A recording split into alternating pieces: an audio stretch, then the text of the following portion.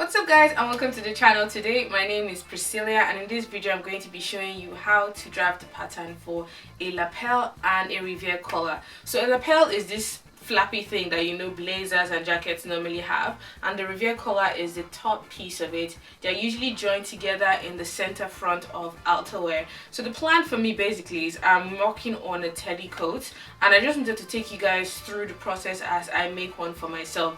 It's been snowing and it's been really cold in the UK, and I just have to increase my jacket, else I would freeze to death. So if you guys would like to see how to draft the patterns for a lapel and a Revere collar, then keep on watching. If you are new on the channel, you're most definitely welcome.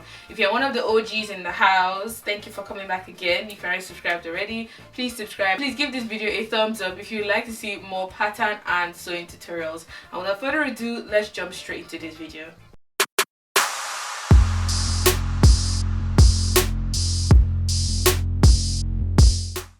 Let's get cracking with this tutorial. So I've gotten myself the following tools to make it really easy and smooth. I have gotten some pattern paper, which actually ran out towards the end of this video. I got a long ruler, the front bodice just for now. I'll be doing the back and the sleeves in my next video. I got my pattern master, my ruler, the tape measure to take down any necessary measurements, pen, pencil, and eraser. So the first thing you need to do is to trace around your front bodice, and I just want to focus on the front because it's a bit more complicated than what I would normally do in a pattern tutorial.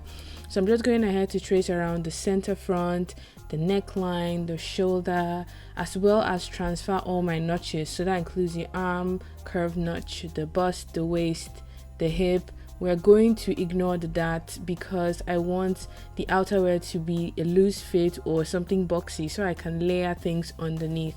So once I'm done tracing that all the way around, I'm going to get my ruler and connect my dashed lines.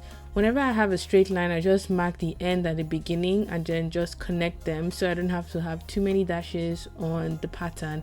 So once I'm done connecting all of the lines, I go ahead and I draw in my waist, my bust, and my hip lines because they are going to become useful later on during this pattern tutorial. The next thing I'll do is to write down any necessary annotations. For some weird reason, my handwriting just looked like a 10-year-old here, and shall we just ignore that? So I just went ahead to write my bust, hip, and waist, and the next thing I'm doing here is I'm extending the hip by 1/2 inch. And once I've marked that 1/2 inch point, I'm going to draw a straight line that connects the hip to the arm curve, and that automatically is going to make the arm curve bigger, the bust and the waist dimensions bigger. So I ended up adding about 4 to 5 centimeters to the sleeve arm curve, and I just wrote that down because you're going to need to remember that when it's time to make the sleeve for this jacket. So I'm just going ahead to connect the curve of the front bodice to the side. I'm connecting my waist and my bust as well, so it's just a complete well-rounded pattern.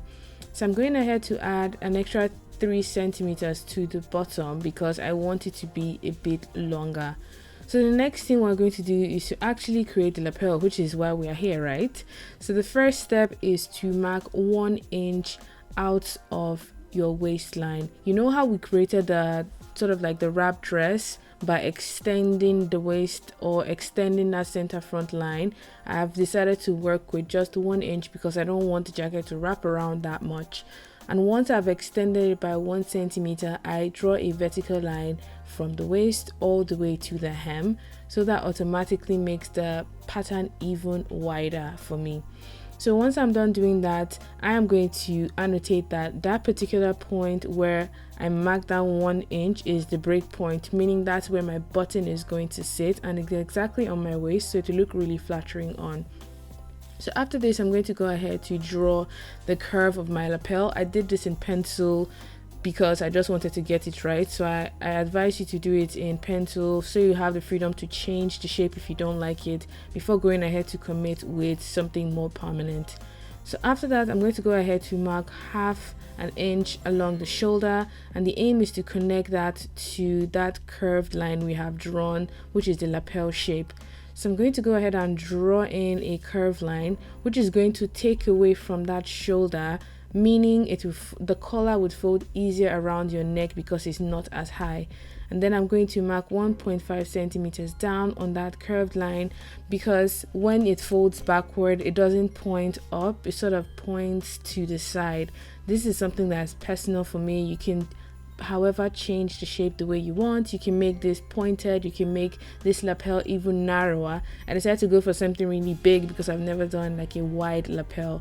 So this is what my lapel looks like. I took away from that center front by 0.5 centimeters, and this is the aim. I want to do something really wide and bold on the front of the jacket. So once I'm satisfied with that, I just went ahead to like check, make any necessary measurements before going ahead to make my Revere collar. So the Revere collar is that top collar that's usually connected to the lapel, and it's a little bit complicated to make. Let me just say this now before we get started. But the first step we're going to do is to mark 4 inches, which is half of your back neckline, and connect that to the front, because the aim here is you want to plan the Revere collar in connection with your lapel and then trace it onto another pattern paper. So I'm going to drop that neck by 1/2 inch to the back and make a curved line all the way like this, because you're going to have to fold that collar and you want it to relax nicely on the back of your neck. So that is going to become your center back point, and I just went ahead to cancel the original one I made so I won't get confused. The next thing I'm doing here is I'm going to draw a line that is 8 centimeters long. So this is going to be how wide my Revere collar would be. And keep in mind that you're going to end up folding this collar in half. So if you want yours really wide, you can make it wide if you want.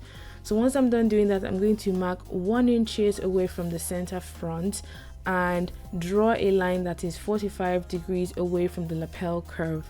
So I didn't get this line right the first time and I ended up changing it, but it has to be not straight with the center front line. It has to be at an angle, and then you connect the line to that center back line. So that short line in the front was about 5 cm wide, and you can make it taller, you can make it shorter, but as you can see here, I went ahead to make some changes because I want the Revere collar to have a little bit of a point and not be, you know, bomber style. So I just canceled that first line I made, and I'm just going ahead to smoothing in any curves I have along my neckline that is connecting the lapel to the Revere collar. So we don't just confuse ourselves, I just had to get a different color of pen to highlight what was what, because at this point I was like, oh my god, there are so many lines and this would be really confusing to anyone watching. So I got a pink highlighter pen and I'm highlighting all the lines that I want to keep in the Revere collar. So as you can see, I've cancelled the ones I don't want, and I'm going ahead to make a pink line around the Revere collar line, so that includes the straight lines and the curved lines as well. The great thing about doing this step is it will be much easier when it's time to trace this piece of the pattern onto fresh pattern paper, because you'll be able to clearly see it just by looking. Because I had to change some lines and make some sort of adjustments, there were extra lines that weren't necessary. So I've gone ahead and I have checked everything else, making sure that I'm happy with how wide my lapel is and how wide my Revere collar is. So to actually make this jacket come out really nice and beautiful, I want to add a facing and lining as well. So I'm making my facing 8 centimeters wide on the shoulder, and I'm just drawing a semi-curved line around the middle, and I'm going to use a straight line connecting that semi-curved line all the way to the hem. So these will automatically divide that front into 2 pieces. So the piece in the front, which I'm using the purple pen to highlight so I don't get confused again when it's time for me to trace, is going to be the facing. And the facing is what you're going to use to sandwich that Revere collar into the actual front panel of the jacket. And the other side on the far end towards me is going to be the lining, which you would use to finish off the jacket beautifully inside. I know I've never done like a fully lined outerwear, but and I wanted to really do it this time, so I really pushed myself, and I hope this jacket comes out well when it's actually time to join everything together. So I'm just going ahead to write what is what. As you can see, the purple line represents the division between the lining and the facing, and the one towards me is going to become the lining, like I said earlier on. So we're going to get a fresh pattern paper and transfer all these panels, because the aim is you want to have separate panels and join them together to make a complete jacket.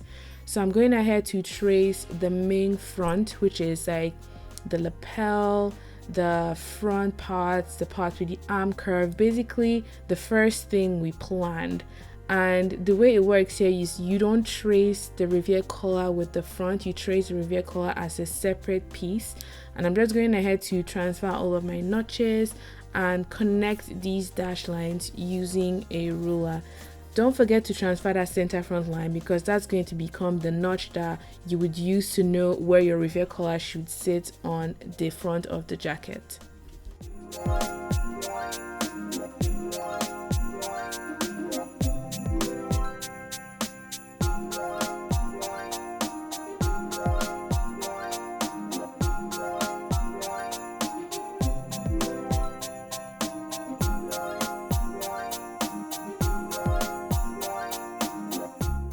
I'm also going to draw in the waistline and the hip line and any other necessary lines that I need. I ended up adding a green line towards the end. I didn't add it right now because I don't know, I just forgot. So I'm going to add a 1 centimeter seam allowance all the way around and add an additional 3 cm so we can fold it in when it's time to finish the jacket, and repeat the same thing for the other panels. So here I am tracing off the Revere collar, transferring my notches, making sure I write that is actually the center front line, and then I'm going ahead to refine those lines using my marker pen and my ruler and just make any necessary annotations. So the Revere collar you cut on the bias so it actually has stretch to fold over when it's time to sew it. So I'm going to go ahead and trace around all the way the front for the facing. As you can see, the facing is half, sort of half, not full half, but half of this front here. And I have created a notch that I would use to remember what part matches to what part of the lining. So I'm just going ahead to connect the rest of the dash lines and add any additional lines that I want to add for the facing. So like I did with the front, I'm going to end up adding a 1 cm seam allowance and finishing off beautifully. For the lining is the second half that is closer to me in the video here, and I've also transferred that notch to remember that that is where the facing and the lining should sit, because that particular point is not a straight line. So when it's time to sew, it might be a bit difficult to actually join them together. So this is what all the pattern pieces look like right now. I haven't cut them out, but I've added my 1 cm, I've added my grain lines, how many pieces I need to cut. But for the Revere collar, I made yet another change. So I looked at it and realized that place was sort of slanted, and this is simple logic. If you want to fold a slant line, that would be really difficult. So I ended up making it straight. For the front, I added a 3 cm hem allowance, like I said earlier on. I added that button icon, so I know that's where I want my button to sit. I added all my notches, and I'm going to need 2 for the front. For the facing, I basically repeated the same thing I did for the previous patterns. Added all of my seam allowances, 3 cm for the hem, my notch. But for the lining, we are going to be adding only 1 cm hem allowance, because you don't need to have 3 cm on the lining of outerwear. So I'm going ahead to cut all of my pattern pieces out, and this is what they look like right now. Whew, this was such a fun experience. I hope you guys enjoyed watching. If you did, please give it a thumbs up. Let me know of all of your comments, thoughts, and suggestions down below. I'm definitely going to be making the back, the sleeves, and the pocket in my upcoming videos, so stay tuned for that. But still, if you enjoyed watching, I would love to know all of your thoughts down below. And wherever you are, keep having a good morning, afternoon, and evening. Bye, loves.